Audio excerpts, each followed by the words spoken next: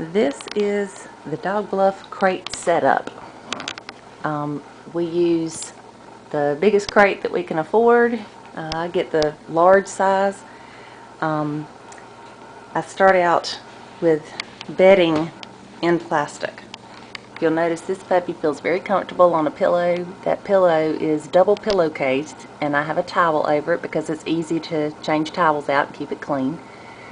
If you're going to use a stuffed animal or a toy, make sure it doesn't have eyeballs or nose that can be chewed and popped off. If you're going to use a bone, make sure the bone is just about bigger than the puppy. That way there's no chance of her chewing stuff off and getting choked. Once anything gets tattered or soggy or jagged edge, throw it away. I use the bottom of a litter box for my puppy beds. It just holds them for a long time until they get where they're not peeing on anything anymore. And then I always use the food bowls that attach to the crate. The water bowl screws on there. As you can see, it's easy to take the water bowl on and off. The food, I just use anything that's low enough for the puppy to get into, and sometimes I have to engineer it myself to where it'll fit, because as you'll see, I had to bend that one up so it'd hold on there. I always put newspaper or a towel on the outside just in case they splatter. I always keep a towel in front of the door, because if the puppy steps through poop or pee, you don't want it coming out on your floor. So just catch them right there, and then have your handy wipes close by to wash the puppy off. You'll notice the floor of the crate is shredded newspaper. I just rip it up in different lengths. The bottom of the floor is several layers of newspaper laid out. That way all you have to do is just take some of those layers and roll up the soiled shredding. The shredding is there so that if the puppy pees or poops, it stays to the paper and not the puppy.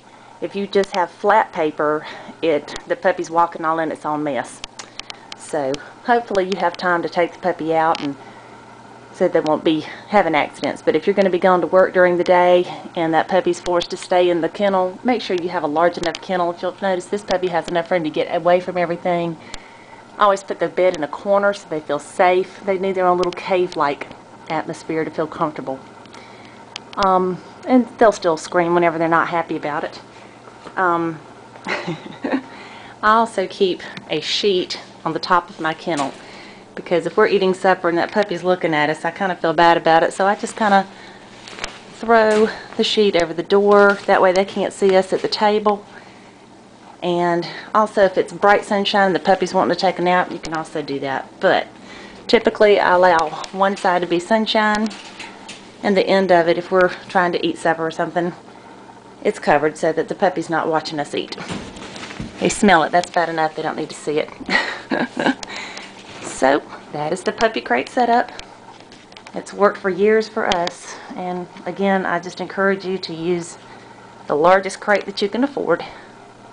And I like these because they collapse down and you can store them under the bed or in a closet somewhere. And this is one of our dog bluffers. This is Bolly. Hey, Bolly. Bolly's tired and sleepy. She's had a big day outside with the big dogs. And that's it.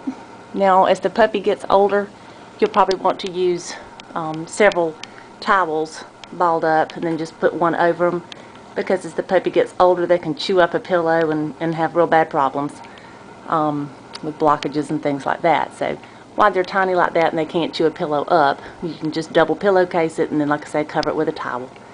But we switch that towel out probably twice a day, because I don't like them laying in pee or poop. And that is it.